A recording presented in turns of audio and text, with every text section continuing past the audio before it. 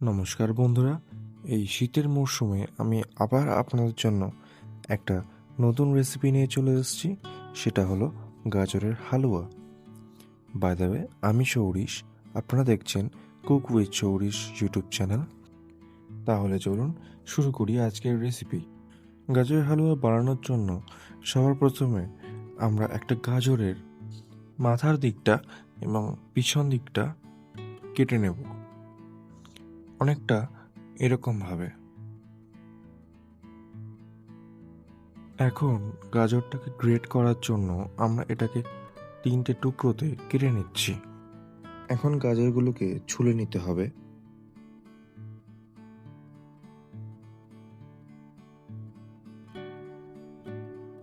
আমার প্রায় সবকটা গাজরই ছোলা কমপ্লিট হয়ে গেছে। এখন এগুলোকে আমি গ্রেট করে নেব।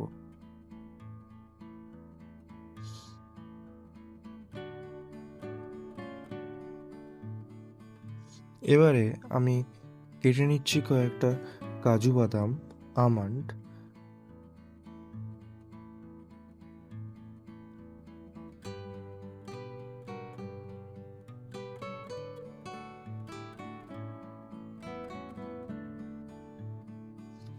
আপনারা এরকমভাবে চাকু দিয়ে কেটেও দিতে পারেন, অথবা মিক্সার গ্রাইন্ডারে একবার গ্রাইন্ড করে নিতেও পারেন।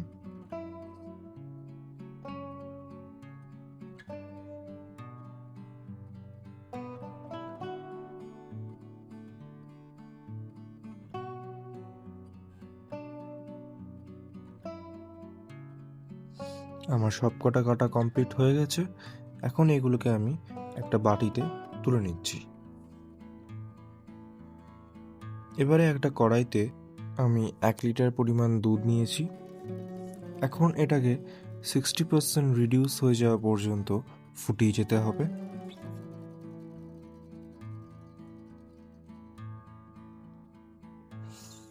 আর অবশ্যই এই সময় দুধটাকে কন্টিনিউ খুন্তি দিয়ে নাড়িয়ে যেতে হবে, না হলে নিচে ধরে যাওয়ার একটা সম্ভাবনা থাকে। এই পর্যায়ে দুধটা আমাদের মোটামুটি 60% মতো রিডিউস হয়ে এসেছে। এবারে এখানে আমি অ্যাড করে দেব গ্রেট করে রাখা গাজরগুলো।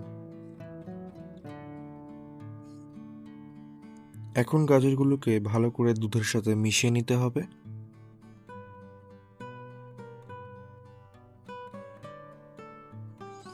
আপনারা অবশ্যই বাড়িতে একবার এই রান্নাটা ট্রাই করতে পারেন। এটা খুবই একটা টেস্টি রেসিপি।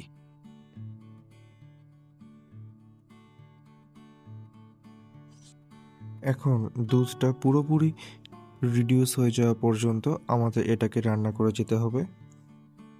দুধটা মোটামুটি এতটা পরিমাণ রিডিউস হয়ে এলে আমি এখানে দিয়ে দিচ্ছি মোটামুটি 250 গ্রাম মতো চিনি।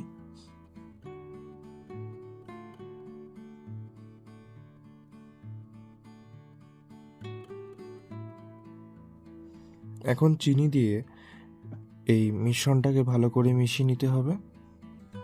চিনি দেওয়ার পরে দেখবেন রান্নাটা থেকে বেশ অনেকটাই পরিমাণে জল বেরিয়ে এসেছে।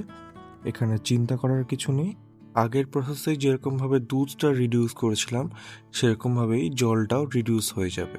এখন একটা প্যান নিয়ে তাতে কিছুটা পরিমাণ ঘি গরম করে নিয়ে তাতে আমি ভেজে নেব কেটে রাখা কাঠবাদাম এবং কাজুগুলোকে। এগুলোকে অবশ্যই আপনারা মিডিয়াম ফ্লেমে ভাজবেন, কারণ যদি বেশি হাই ফ্লেমে ভাজা হয় তাহলে এগুলো পুড়ে যাওয়ার একটা সম্ভাবনা থাকে।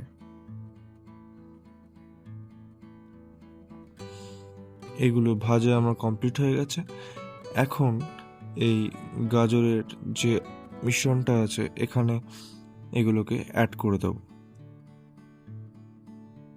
এই পর্যায়ে এগুলোকে ভালো করে মিশিয়ে নিতে হবে।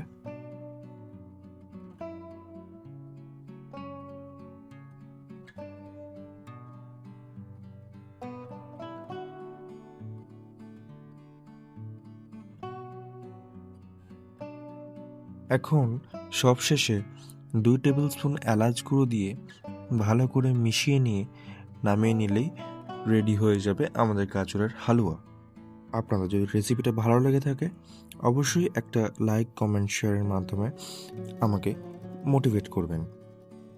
আপনারা সকলে অবশ্যই এই রান্নাটা একবার বাড়িতে ট্রাই করবেন এবং কমেন্টের মাধ্যমে অবশ্যই আমাকে জানাবেন। এরকম আরও নতুন রেসিপি এবং নানান রকমের রান্নার ভিডিও দেখতে আমার চ্যানেলটাকে অবশ্যই আপনাদের সাবস্ক্রাইব করে রাখতে হবে।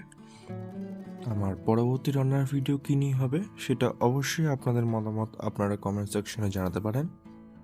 তাহলে আজকের জন্য এইটুকুই। আবার দেখা হবে একটা নতুন রান্নার ভিডিও নিয়ে। ততক্ষণের জন্য stay tuned and stay happy. Thank you.